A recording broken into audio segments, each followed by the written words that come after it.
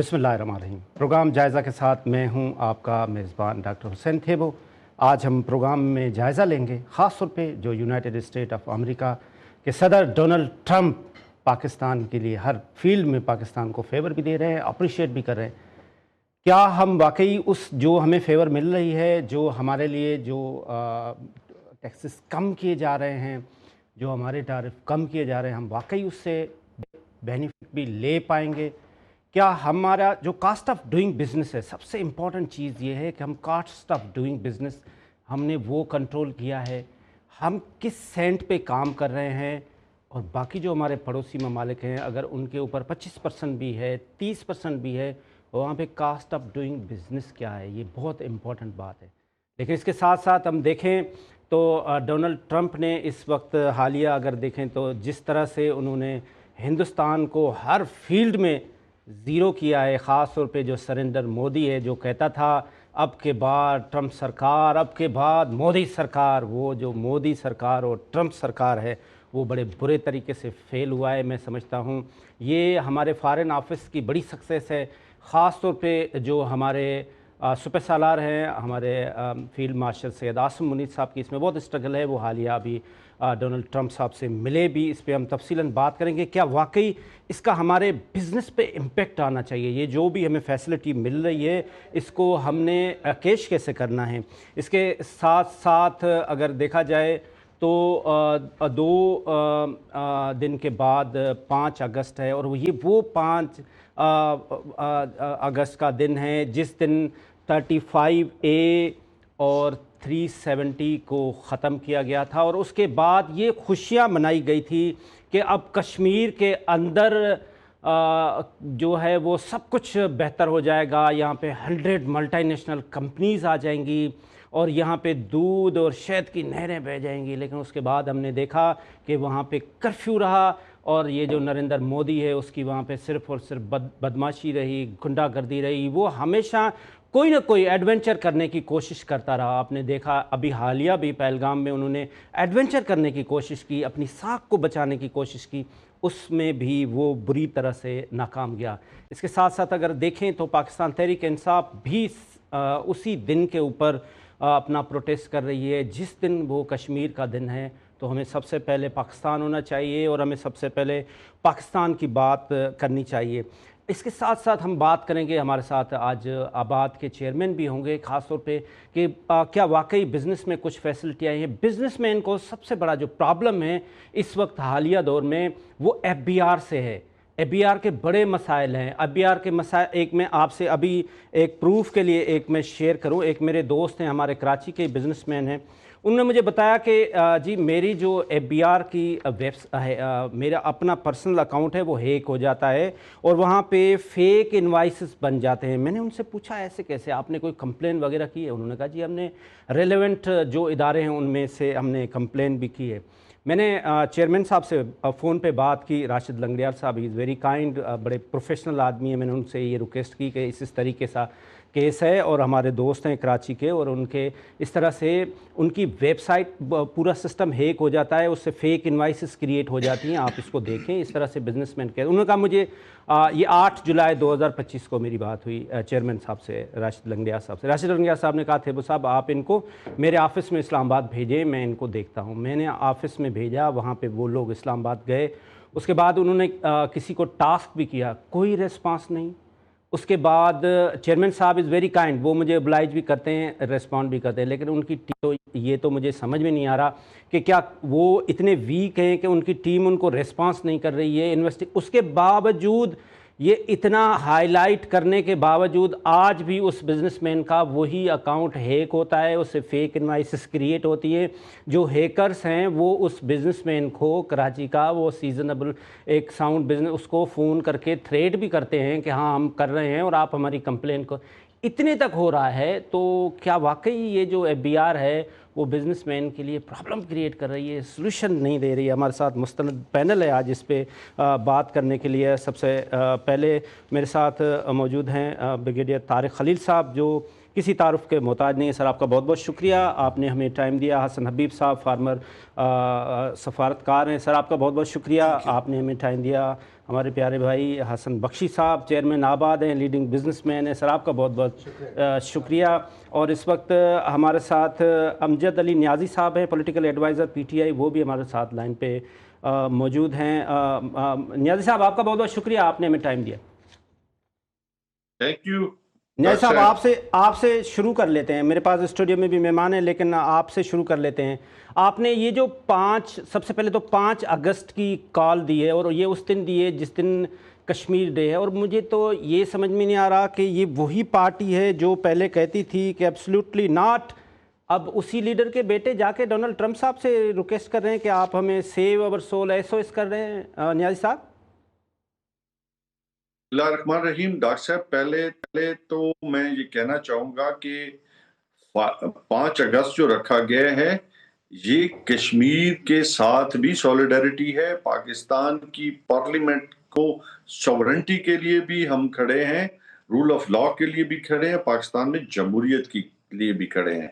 اور اس کو صرف 1 پوائنٹ ایجنڈا آپ کے خیال میں یہ ہے کہ صرف ہم خان صاحب کی رہائی بیسک ایجنڈا ہے, نو ڈاؤٹ, بٹ خان صاحب کہتے ہیں کہ میرے لیے نہیں, پاکستان کے لیے نکلو, کشمیر کے لیے نکلو, پاکستان کی سوورنٹی کے لیے نکلو, پاکستان کی اکانومی کے لیے نکلو, پاکستان کا جو معاشی نظام ہے جو جکڑا جا چکا ہے اس کو بھی ہم نے آزاد کرانا ہے. آپ اس کے لیے بھی ہم نے اویئرنس ہے, یہ بیسیکلی اویئرنس پروگرام ہے. اور خان صاحب نے کبھی یہ نہیں کہا کہ صرف میرے لیے نکلو, بلکہ اپنے حق کے لیے نکلو.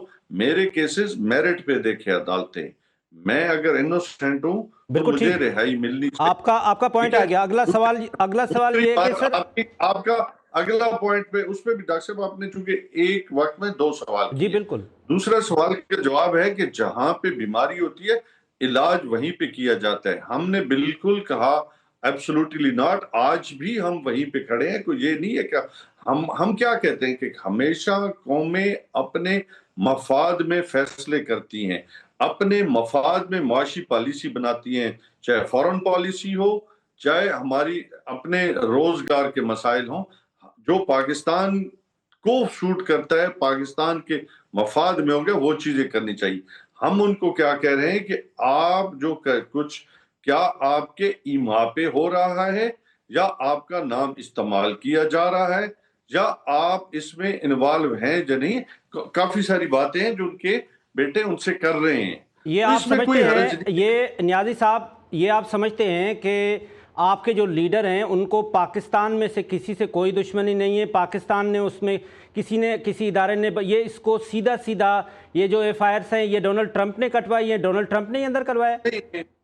اپنا ڈاکٹر صاحب آپ کو ٹویسٹ کر رہے ہیں بات کو. نہیں رجیم چینج, میری بات سنیں, رجیم چینج ہوئی, رجیم چینج نے مطلب اس کے اوپر سائفر آیا, بہت ساری چیزیں, میں بیک گراؤنڈ میں بہت زیادہ پیچھے کیونکہ پھر ہمیں جانا پڑے گا, تو وہاں سے چیزیں گڑبڑ ہوئی. میں نے یہ نہیں کہا کہ یہ ڈونلڈ ٹرمپ نے کی ہے, ہم کہہ رہے ہیں کہ چونکہ امریکہ انوالو رہا ہے ماضی میں رہا ہے. اچھا ٹھیک, اب مان لیتے ہیں نیازی صاحب, یہ مان لیتے ہیں کہ جو سائفر آیا اس سائفر میں یہ کہا گیا کہ یہ عمران خان صاحب کی حکومت گرا دیں.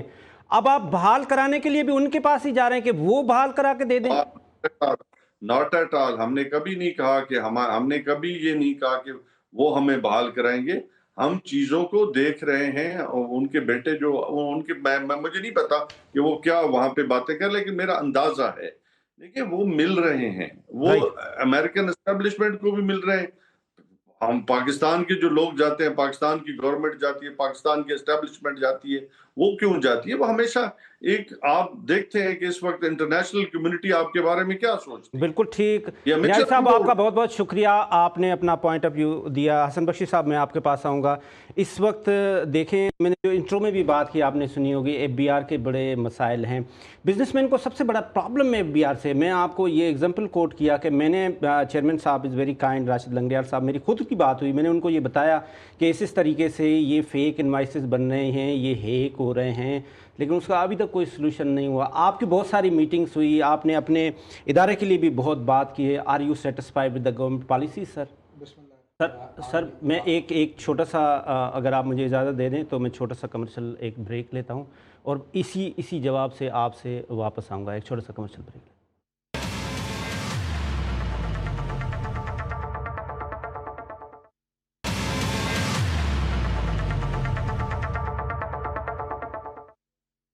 ویلکم بیک ناظرین. بریک سے پہلے ہم حسن بخشی صاحب سے بات کر رہے تھے. حسن بخشی صاحب وہیں سے آپ اسٹارٹ کریں. جی، دو چیزیں بہت اچھی ہوئیں. ایک مارکہ حق الحمدللہ پاکستان کو بہت عزت ملی، اور دوسرا اب ہم دیکھتے ہیں کہ یو ایس سے پاکستان کا الائنمنٹ ہو رہا ہے، جس سے کاروبار بھی بڑھے گا، اکنامک ایکٹیویٹی بھی بڑھے گی. بٹ انفارچونیٹلی ہمارے فیلڈ مارشل صاحب 2 قدم آگے بڑھتے ہیں تو ہماری ایف بی آر اس کو 2 قدم پیچھے لے آتی ہے سینٹیمنٹس وائز. اور اس وقت سینٹیمنٹ یہ ہے کہ انٹرسٹ ریٹ آدھا ہو گیا ہے، بجلی کے ریٹ کم ہو گئے ہیں، ایکسپورٹ بڑھ گیا ہے، ریمیٹنس ریکارڈ ہو گیا ہے، پر کیپٹل انویسٹمنٹ نہیں ہو رہی ہے کیونکہ ایف بی آر کی طرف سے اوور ٹیکسیشن، اوور ڈاکیومنٹیشن، اور کہیں کہیں ہم پھر اس زمرے میں آ جاتے ہیں ہراسمنٹ کے.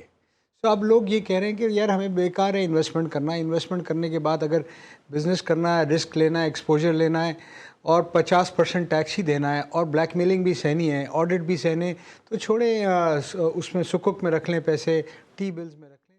تو وہ جو انکلینیشن ہے نا انویسٹمنٹ کا، ایکسپوجر کا، رسک لینے کا، انفارچونیٹلی اس ماحول میں، اس رویے سے آپ کے دوست آپ نے لنگریال صاحب کہا. اور دیکھیں آپ کتنے کنیکٹڈ، آپ جیسے کتنے لوگ ہوں گے پاکستان میں. میں سمجھتا ہوں 5000 بھی لوگ نہیں ہوں گے جنہوں نے فون کر کے ان سے ریکویسٹ کی، ٹائم لی. جب اس کے بعد یہ حالت ہے تو میرے جیسے تو پھر تو پہنچ ہی نہیں پائیں گے.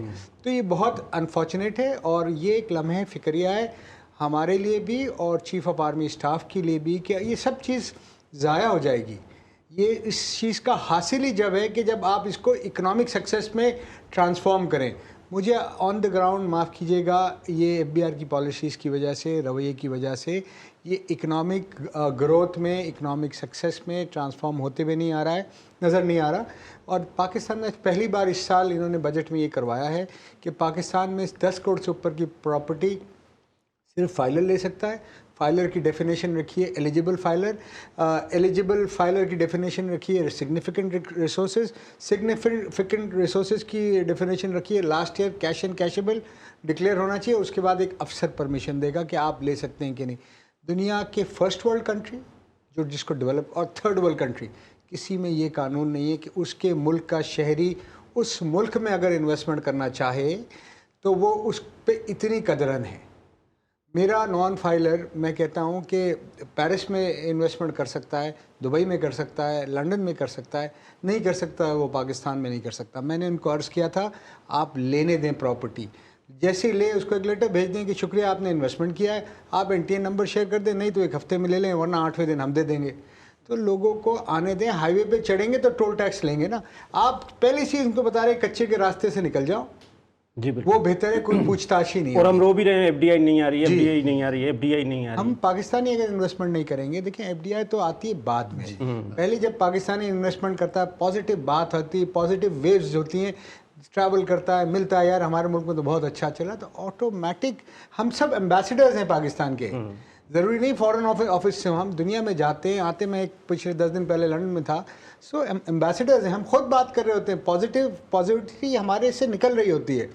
بٹ انفارچونیٹلی میں پھر کہتا ہوں، ابھی چیف صاحب آنے بھی والے ہیں، کہ یہ تمام محنت ضائع ہو جائے گی اگر ہم نے ایف بی آر کو ٹریک پہ نہیں رکھا، ان کنٹرول نہیں رکھا، کیونکہ ایسے چانسز بار بار نہیں ملتے.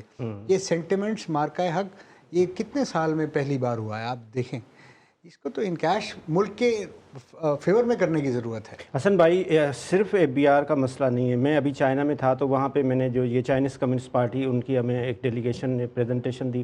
میں نے کہا کیوں نہیں آپ یہ ایس ای زی ہمارے پاس جو ہے ان کو کیوں نہیں آپ بات کر رہے ہیں، اسپیشل اکنامک زون ہر جگہ پہ بنے. اس نے کہا بھائی اسپیشل اکنامک زون تو بنے ہوئے ہیں، اس کے ساتھ ساتھ آپ نے 40 ڈپارٹمنٹ بھی بنے ہوئے ہیں. ہم کس کس سے بات کریں؟ کوئی ون ونڈو آپریشن کریں، کوئی لینا دینا ہے تو بھی ہم کرنا چاہتے ہیں.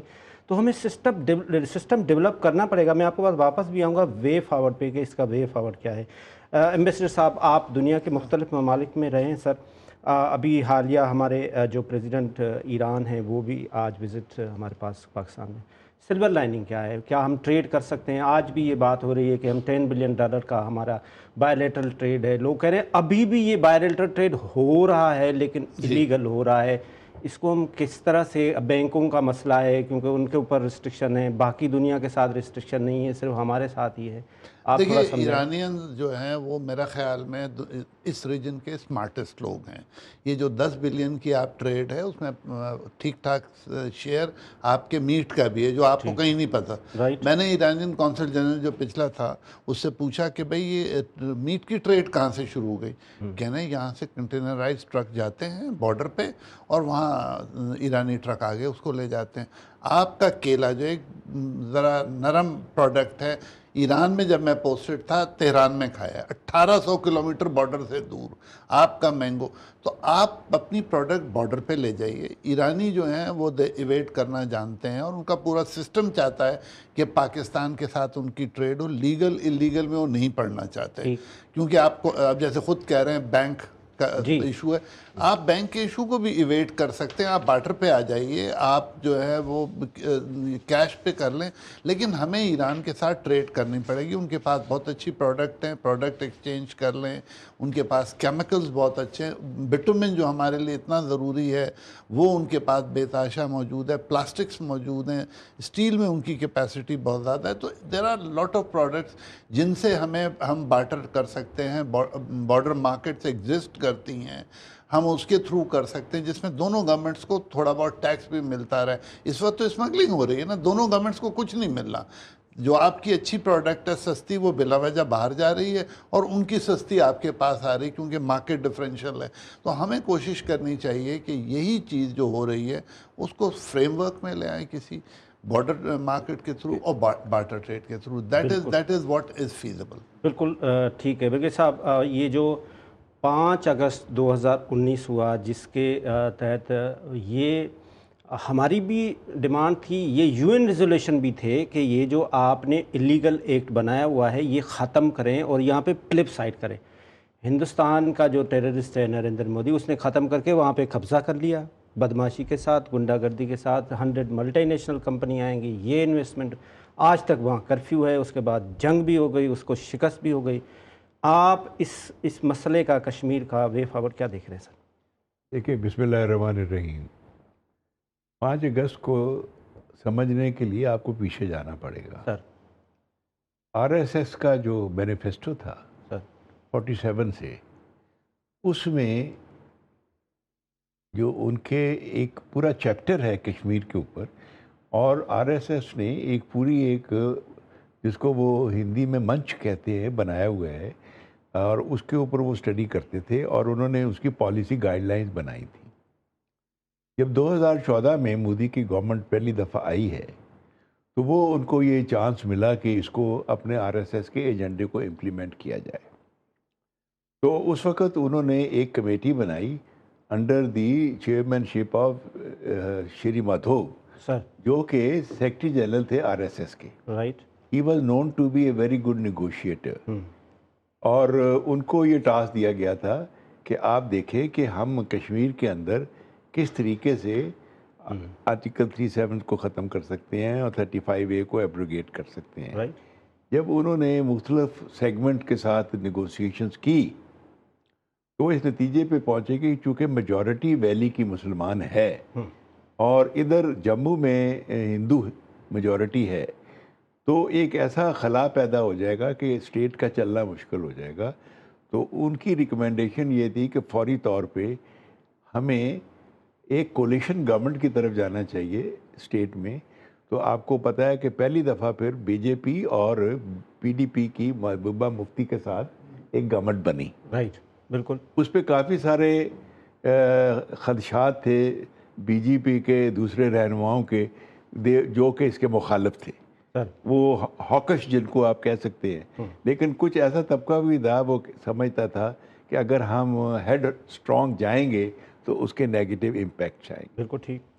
تو بہرحال وہ 5 سال گزرے لیکن وہ گورنمنٹ چل نہیں سکی کیونکہ بیچ میں اختلافات پیدا ہو گئے اور وہ برطرف ہوئی اور پھر گورنر رول آ گیا.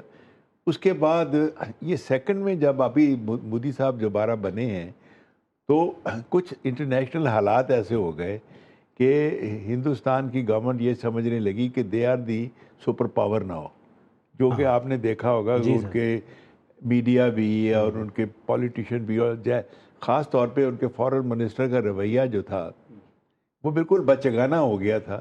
وہ کہتا تھا ہم تو پاکستان سے بات بھی کرنے کو تیار نہیں. اور کوئی آپ کو پتہ سارک کا بھی انہوں نے بیڑا غرق کیا، اور جو ایس سی او میں بھی وہ اسی طریقے سے بہیو پاکستان کے ساتھ کرتے تھے.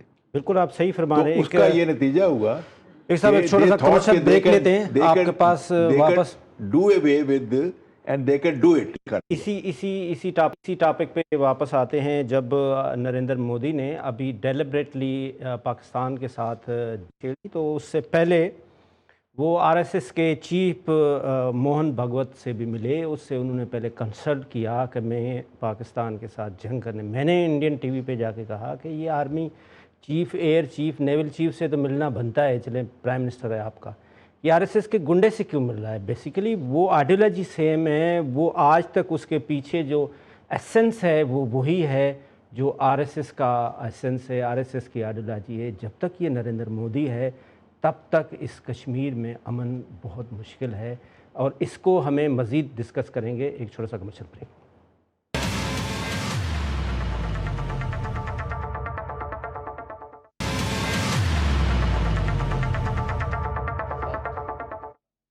جی ویلکم بیک ناظرین. بریک سے پہلے ہم پاکستان کی سکسیس کی بات کر رہے تھے. پاکستان نے اپنی جو اسٹریٹجک لیول ہے، پاکستان نے اپنی ڈیفینس لیول بہت مضبوط ہے، جس کی اپریسیشن نہ صرف پاکستان کے اندر بٹ دنیا کا جو سپر پاور صدر ہے، دنیا کا صدر ہے ڈونلڈ ٹرمپ صاحب، اس نے بھی ہماری اپریشیٹ کیا ہے، ہمارے ڈیفینس کیپیسٹی کو، ہماری کیپیبلٹی. لیکن ہمیں ضرورت کس چیز کی ہے؟ ضرورت اس بات کی ہے کہ ہم اسی طرح سے اپنی اکنامک کیپیسٹی بھی ڈیولپ کرنی ہوگی. جس طرح سے چائنا دیکھیں اس وقت چائنا کے پاس پاور کیا ہے، چائنا اکنامک سپر پاور ہے، وہ دنیا کو ہلا کے رکھ دیتا ہے. حسن بخشی صاحب، ہمیں چائنا بننے کے لیے کیا کرنا ہوگا؟ یہی چائنا تھا جو کوئی دور تھا تو ہم ہیلپ کر رہے ہوتے تھے. اس کی اکنامک کنڈیشن مرسل صاحب ہمارے سے بھی بہت زیادہ ورس تھی، لیکن انہوں نے ایسا کیا کیا؟ ہمیں کیا کرنا چاہیے؟ آپ ایک پاکستان کے لیڈنگ فلنتھراپسٹ بھی ہیں، بزنس مین بھی ہیں. What is your take?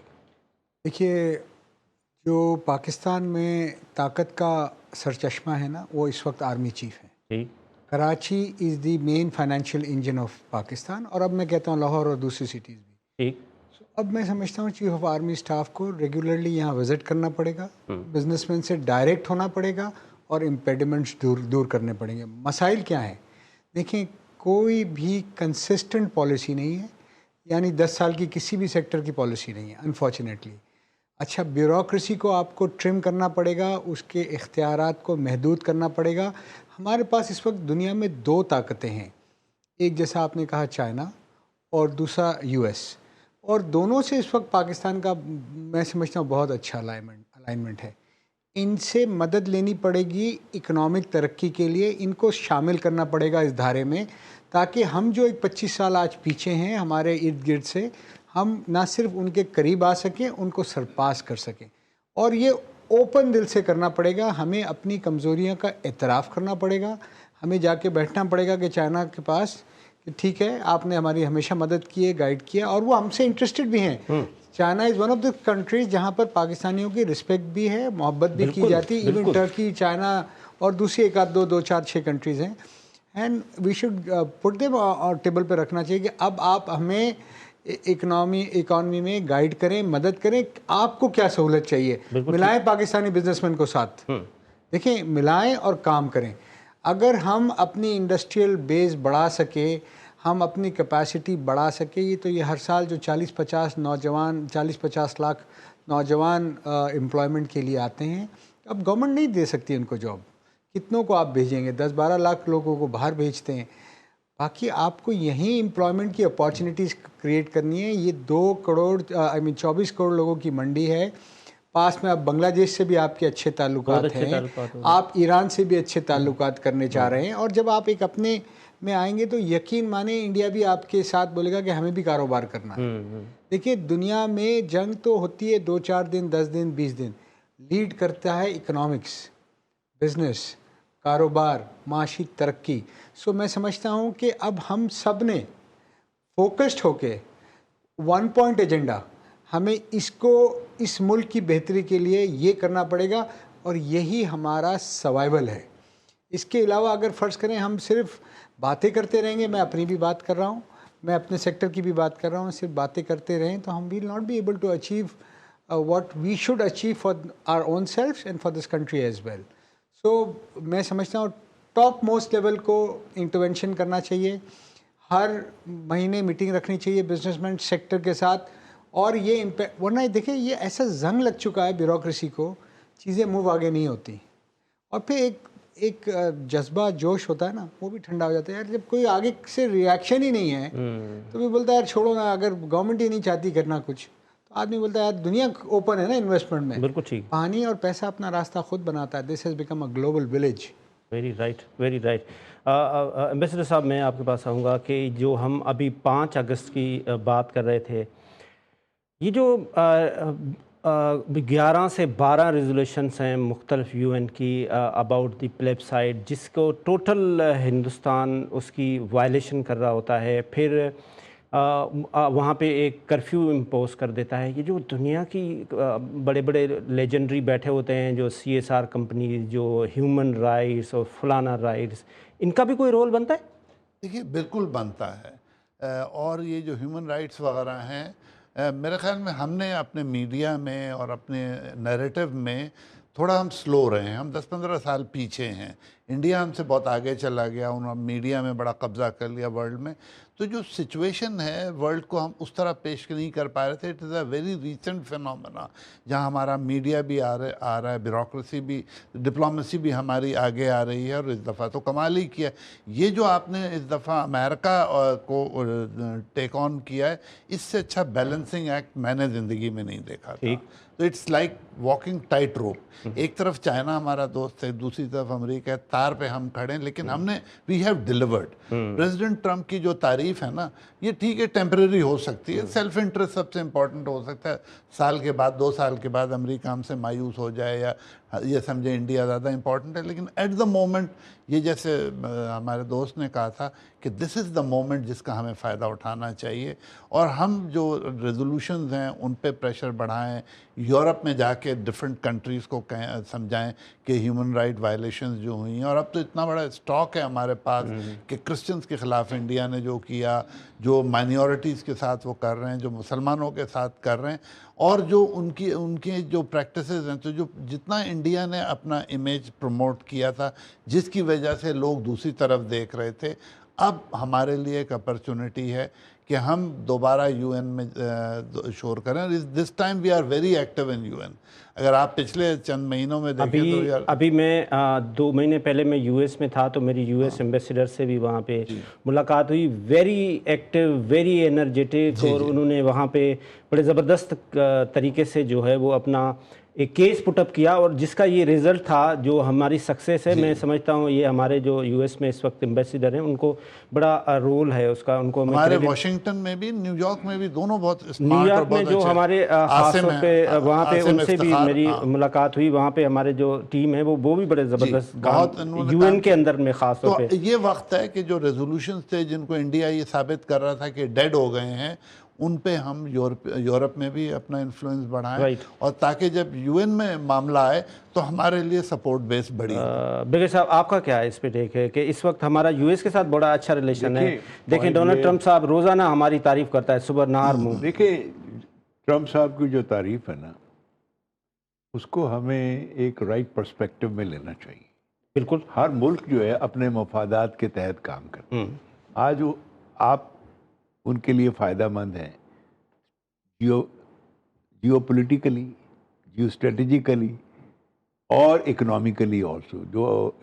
जो आपके पास मादनियात के ज़ख़ीरे हैं, जो रेयर अर्थ हैं, जो ऑयल एंड गैस, वो तो आपके 40 साल से हमारे में पता है हमारे पास, लेकिन we were forced not to take them out.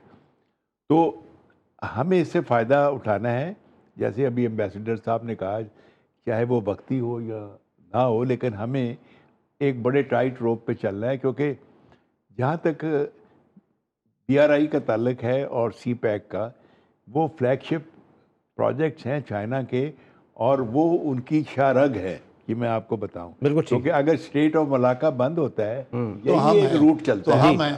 تو اس لیے China can not will never be able to ignore you, number one, لیکن ہم نے اس کو ساتھ لے کے چلنا ہے، اور دوسری طرف ہم نے امریکہ کو بھی لے کے چلنا ہے۔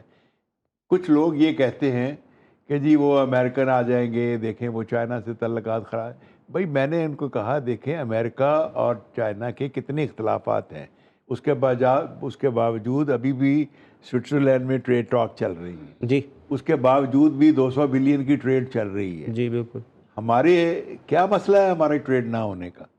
انڈیا اور چائنا میں کتنا اختلاف ہے، US کتنا چائنا بارڈر میں کے اوپر اتنا اختلاف ہوا، بائیلیٹرل ٹریڈ سب سے زیادہ $190 بلین ڈالر کی ہے ہے۔ کہ نا، تو میں نے کہا جی آپ کو کیا تکلیف ہے، ہاں، آپ اس سے فائدہ اٹھائیں اور اس کے ساتھ آگے چلیں، ہاں جی، اور دونوں کو ساتھ ساتھ لے کے چلیں، میرا تو اپنا یہ ویو ہے۔ بالکل آپ صحیح فرما رہے ہیں۔ میں لاسٹ ہمارے پاس کچھ منٹ ہیں تو میں حسن بخشی صاحب، آپ ابھی برطانیہ بھی گئے، ہمارے پاس جو اس وقت سب سے بڑا سورس آف انکم پاکستان کے لیے وہ ریمیٹنس ہیں، وہ ریمیٹنس جو ہمارے دوست ہمارے بھائی باہر بیٹھے ہیں دنیا بھر میں وہ بھیجتے ہیں، تو وہ پہلے سب سے زیادہ جو ان کی انویسٹمنٹ ہوتی تھی وہ ریئل اسٹیٹ میں تھی، وہ ابھی بھی ولنگ ہیں۔ دیکھیے ریمیٹنس تو الحمدللہ 38 بلین اس ٹائم ریکارڈ ریمیٹنس ہوا، اور ہماری معلومات کے حساب سے اسٹیٹ بینک کے حساب سے ابھی تک 52-53% یہ ریئل اسٹیٹ اور کنسٹرکشن سیکٹر کے لیے آتا ہے، ٹھیک، اور یہ ریمیٹنس مزید بڑھ سکتا ہے کیونکہ ہر وہ پاکستانی جو کہ 10 ملین پاکستانی باہر دنیا میں ہیں، وہ چاہتا ہے اپنے ملک میں اپنے لیے، اپنی بیوی کے لیے، اپنے بچوں کے لیے، اپنے گھر والوں کے لیے ایک چھت لے لے۔ میں سمجھتا ہوں یہ اتنا بڑا ہمارا جو سیکٹر ہے، اتنا بڑا کام ہے، 72 انڈسٹری ساتھ چلاتا ہے، 10 ملین روزگار دیتا ہے، بٹ اگر ہم اس میں transparency, as of doing business لے آئیں، ریئل اسٹیٹ ریگولیٹری اتھارٹی لائیں، تاکہ جو انویسٹمنٹ کرتا ہے اس کا پیسہ بھی محفوظ رہے، اور ڈیجیٹلائز کر دیں، تو پاکستان کین اچیو ونڈرز۔ یقین مانے میں اپنے لوگوں کو کہتا ہوں، اگر آج 24 گھنٹے ہیں نا دن میں، ہم 26 گھنٹے بھی کام کریں گے تو فارغ نہیں ہوں گے، اتنی بڑی ڈیمانڈ ہے، 12 ملین کی تو ہمارے اپنی ڈیمانڈ ہے، ہر سال 5 ملین لوگ بڑھتے ہیں ہماری پاپولیشن، اور ایک گھر میں 5 لوگ گنے تو 10 لاکھ لوگوں کی 10 لاکھ مکانوں کی ضرورت ہے، بہت formal and informal sector 5 lakh سے زیادہ مکان نہیں بنا پاتا، بیک لاگ اپنی جگہ کھڑا ہے، بیک لاگ اپنی جگہ کھڑا ہے، اور نئی ڈیمانڈ اپنی جگہ ہے، صرف اونرشپ چاہیے، اس انڈسٹری کو کوئی اونرشپ کرے۔